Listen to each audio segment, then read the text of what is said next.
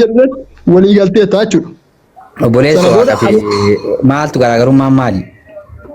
Waaqa ta'ee adda ta'e garaagarummaa maali? Maali bakka tokko dhaabbadhu gaafatu. Waan arbaa ta'e malee garaagarummaa maali?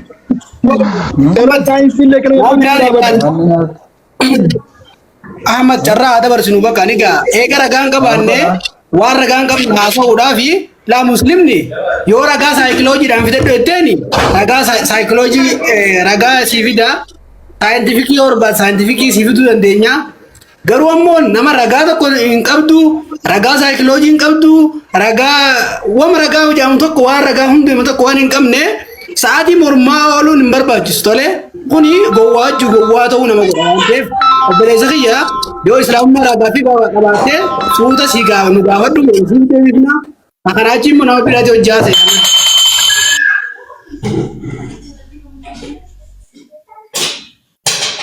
Biyya keenyatti wanni nama dhibu beektaa warri tistii ta'uu barbaadanus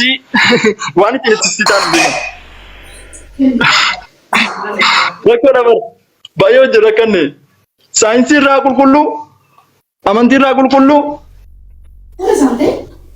gara nama ammata dhugaa rabbi ibnu dubbadhu baqa amma.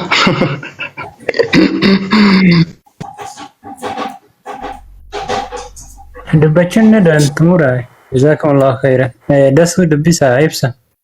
Assalamu alaikum. Ayamar chululle. Waalaikum salam. Kattiin hoggodhamnu kana qabna laal. Kattiin hoggodhamnu qajeelfamni keenya isa kana. Ragaa waan barbaaddeenu si fiduu dandeessu. Maaliidhaan? Maaliidhaan asirratti argisiisu? Yeroo tokko ibsa. Eesimo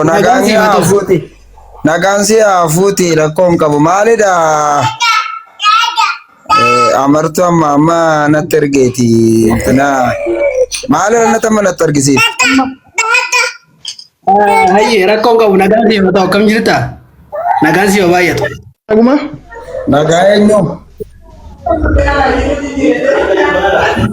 ande hojjaase waan hundumaa pheenxee markaa korrojju maniisin maal kun beentarraa korrojju dasu beektaa kana maal qabdi waan kana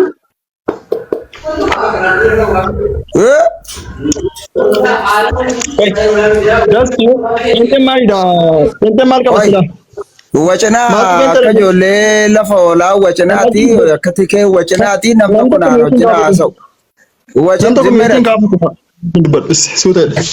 Ati wacin dachaatanii wacanaa. Ishi barsiisaa suuteedha. Mucaan maallatti argisiise amma mucaan namaa eeyoodha ibsaan. Ibsaa jedhamee jira musliim. Wayitara gaaggaa'e kamaal ijoollee mucaan eessaa ba'e. Ati zimmedhi. Ati zimmed.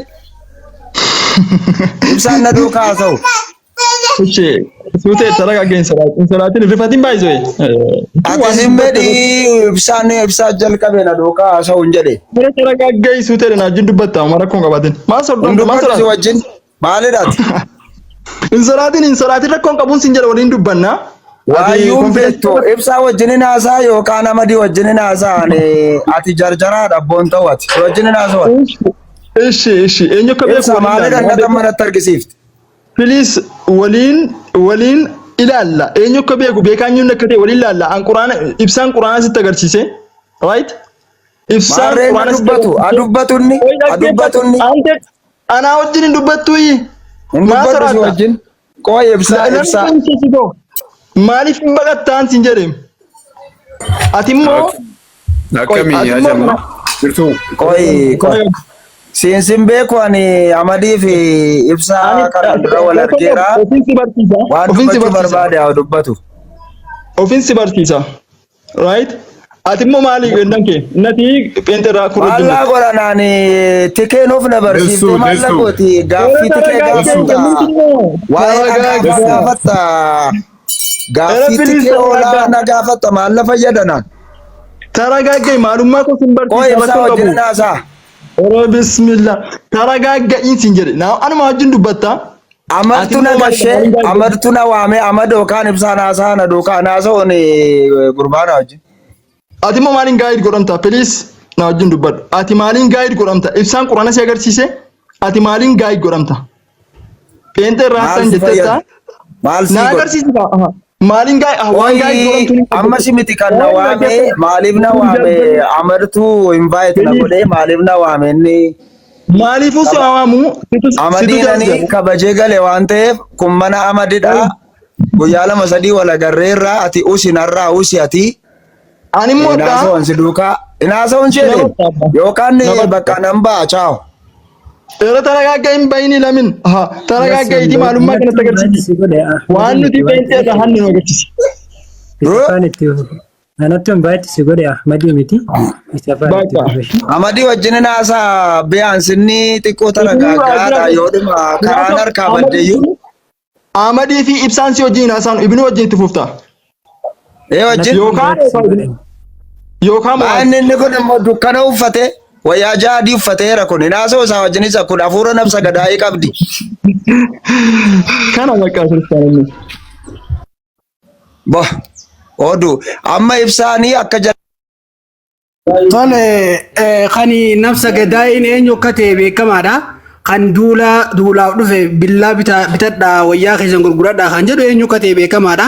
Amma kabajaan osoo haasoo itee bareedaadha. Yookiin ammoo wacuun amma sa'aatii wacaa miti gaafadhaa sirnaan gaaffii gaafadhaa jechaa jirra gaafadhaa gaafatamaa gaafadhaa jechaa jirra malee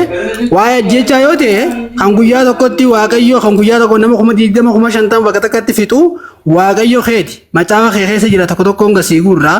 amma sana dhiisi naamusaan akka walirraa waa barannutti gaafadha wacaaf miti kanas ta'aa jiru obboleesso gurraaf miti gurraattiidhaaf jirra isin barsiisuudhaaf as jirra nurraa baradhaa isinirraa baranna waan isinirraa baratan yoo qabaattan tole amaluma gaariidhaan akka nama waa'ee amantii haasa'utti yoo ijoollee gabaa shamarranii gabaa galgala wayii agartee buna shaayitti wanta itti gurguran ni jiraa miti waan akkasii nutti hin godhina akkas godhinaati waan gaafadhu yoo waan gaafanne immoo gadaabuu akkas godhaaf irraa abbo maal kun ibnu yookiin Ahmad namni jirtan itti fufa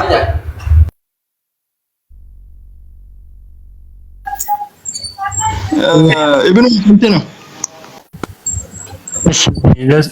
galatuma dasu gaaffii jirta miti darsuun jirtu bira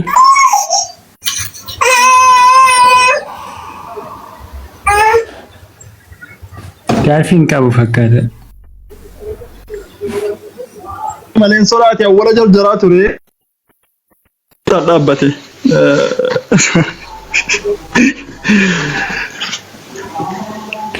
ayikoon jira maali ni jirta mee hiikoo kana dubbisa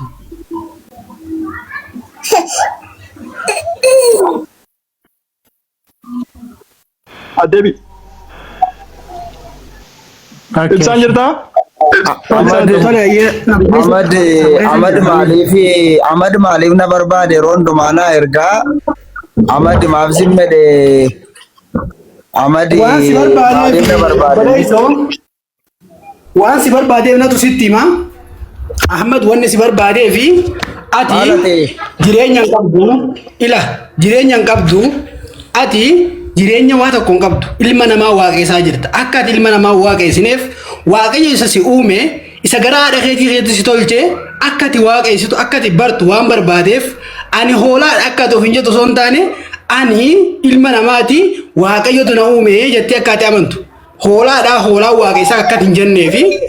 kanaaf Ahmad lubbuun kee akka fayyitu waan barbaadu gara waaqayyo isa tokkichaatti si waamuudhaaf si ol harkise hayyee amma sii galee amma si waaqa qabdu tole waaqa kiyyaa fi ana moositu qaba kajirutti wajjin haasoynu waaqni kee daa'ima moo daa'ima miti waaqa qabdu anniin qaba alhamdulillah anniin qaba mee waaqa kee natti mee maalidhan tole rabbiin kiyyaa waaqni kiyyaa kaniin an gabbaru kaniin isa waaqessu rabbi subhanahu wa ta'ala ka fakkaatti hin qabne ka yeroo tokko nama ta'e yeroo tokko waaqan taane kan waaqummaa isaatiin keessa namummaan hin jirre kan gartee tokkicha isan duune jiraataa bara bara kan duuti ittiin dhaqqabne kana maaf jee hin garafamne kaduriyen yette fuula isaatti hin tufne kan uffata isaa irraa baasanii hin garafne waaqa akkasiin qabaan alhamdulillah waaqa namni fakkeenyi isaa hin argamne kan wanni isa fakkaatu dachiif samii keessa inuma hin jirre waaqa akkasii waaqessan hayyaatuma waaqa akkamii waaqessita himeetis koy ansitti anko taa'u itti siingalu ammasi gaaffii qaba amma dhugumaati koy aggeeffat ani waaqa koy mucaa waraabessi keessa raayi koy gamte karaa sobna himi waaqa kee himi waaqa qabdaati immoo innatam manatti himte dhuguma waaqayyo isa sirriidha waaqayyo isa sirriidha miti isa barahaa arabaa keessaa namicha argate dhaminiin ila araba keedhaabiti waaqayyo keedatti himi amma kiyyadhi sitti meera nagaafatte sitti meetiin jira waa araba keedhaabiti waa'ee barahaa arabaa saawol teebatisamma aggeeffat araba waaqa keessitti himi waaqa keedatti himi hayye waaqa atisamma arabaa saawol teem natti himi waaqa kee arabaa saa turte baratati an arraban fayyadamu keessatti narrabsi jecha kiyya warras keessa aggeeffat arraba jecha kiyya keessa arrabni mee bakka tan jira arraba dubbadheera arraba nan jedhe natti ani waaqadha gooftaadha san jedhu nama chunkee arraba bar arraba duwwaatuun ta'e nama na ajjeestira yesus nama miti yesus itti kaanfata yesus nama ta'uusaa itti kaanfata utuun fuulaan jedhu dura dhaabbattee haasofta ta'eeti ila argitaniittu yesus kiristoos nama ta'uusaa nama akka waaqessaa jiru ani waaqayyoon kiyya namaa miti jee dubbannaan isaa aarsee jechuudha maaliif ilma namaa waaqessaa jira kan nyaatee dhugu gizee nyaattee ni gizee yeroo nyaattee mana bichaanii dheeyte akki jiru macaafni ilaa argite amma afaaniin agaarta bal'aa arraba duwwaatuun ta'een afaaniin agda aggeeffadhu amantii namaatuun kabajin nama wajjin haasa'uuni rakkoo qabu wanni afaan illitu hundinuu wanti gubbaan illitu hundinuu jalaanin baa jedhamitiire wanni gubbaan illitu jalaanin baa waaqayyoon kee jalaan baasa ture amma kabajaadhaan osoo haasofte si wayye garuu kabajaan tole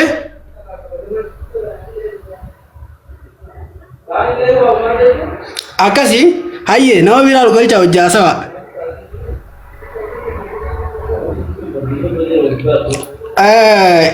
maaliif qaanfattaa akkamiin waaqa qaanfatta amma duukaa haasa'uu barbaadda taanaan amantii koo kabajee kabajaan na duukaa haasofta malee ani gooftaadha yeroon jedhu dhaggeeffadhu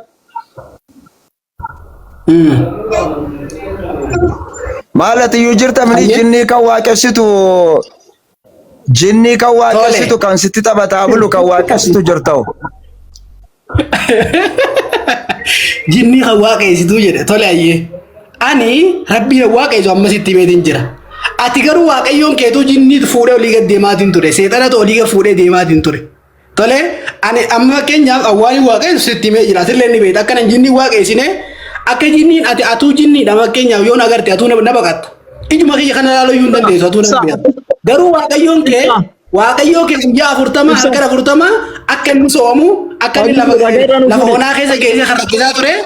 waaqayyo kee seexana ragaa nuufu ragaa meeredde maraga nu kenna dasu ragaa quraana iddoo kam hadiisa iddoo kam ragaa dasu ragaa seegaa jirra ragaa nu kenni kurba ragaa nu kenni okay ibsa ati immoo shayxanni fuudhee olii gadi deemaa ture ragaa baasiif ragaa akka nu dubbannu laale hin deemin ragaa baasiif ibsa miyuutii irra jirta ibsaa miyuutii irra jirta maatis boqonnaa 40 fayyee argeera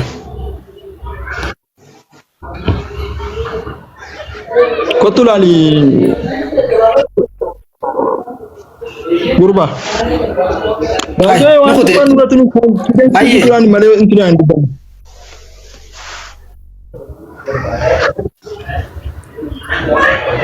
Oromoo Yesuus jedha mata dureen isaa Oromoo maal jedha Oromoo Yesuus jedha Waaqayyo kiyyatu qorome jedhee amana bar Waaqa kootiitu waaqayyo hiyyaatu qoromee jedhee amana waaqayyo maaltu qore yoo itti gaafatte immoo seexanaan qoromee yesuus seexanaan qoromuudhaaf hafuura qulqulluu lafa onaatti geeffamee jedha seexanaan qoromuu waaqayyoon inni waaqayyoon seexanaan qoroma jedha nama maaliif jetta sin jedhaa ture kun gara barataa kenniif hono olaan inni ani dhugicha isa waaqayyo irraa dhagee isinitti himeera isin garuu ana nama akkasii maal godhuu barbaaddu ajjeesuu barbaaddu Abrahaam akka kana hin hojjenne jedheen Abrahaam namni waaqayyo akka kana hin hojjenne Abrahaam Yohaannis boqonnaa 8 irra jira jechuudha 8:40 meeqaante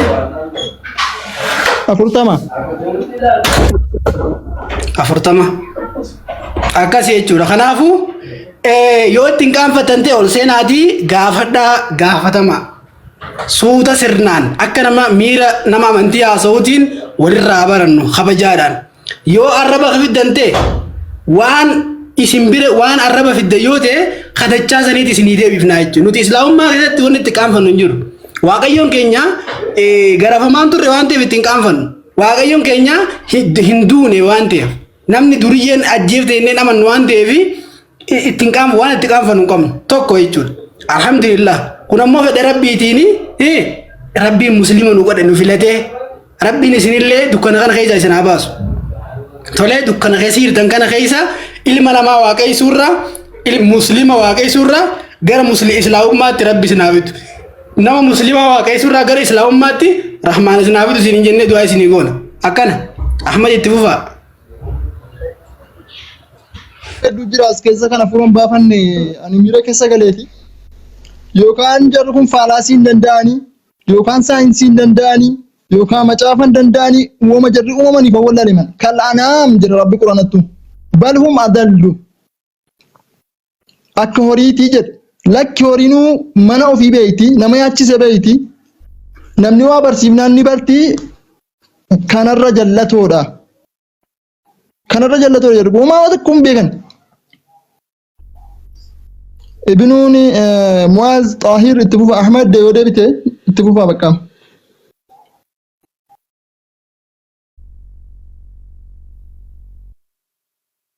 saya jalla tuh ya اتفوفا شيخن شيخ معاذ ande sabaddan وعليكم السلام ورحمة الله وبركاته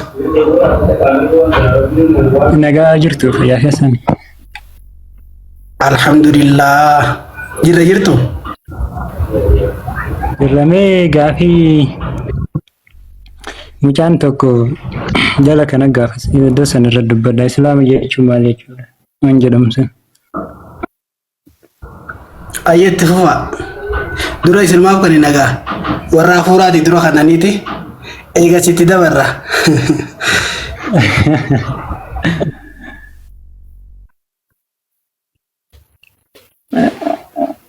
maaliif naaf kennitan yaani ammoo waan inni jedhe seenii jechaanii dhaqeeyyi mucaa jobiraa jedhamu sanaa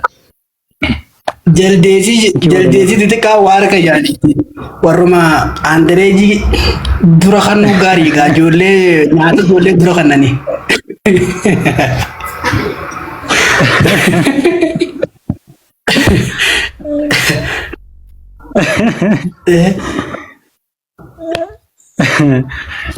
يا ربي يا الله نركز أريني كنيس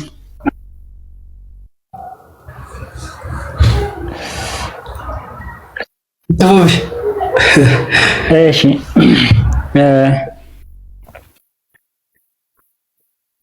اوكي جيتي بسم الله الرحمن الرحيم ربي يسر ولا تعسر جيتي سلامة جدوكني rabbiif masakame yookaan ajajame jecha jedhuudhaayi sun hundinuu ni beeytanii akkuma ganaa dubbannu maqaa amantaati. Jechi islaama jedhamu kun islaamul kawnii wanta jedhamutti jira. Uumamni kun hundinuu rabbiidhaaf ajajamuu jechuudha. Islaamul kawnii wanta jedhamutti jira jechuudha. Wahuwa al-istislaamu li amrillaahi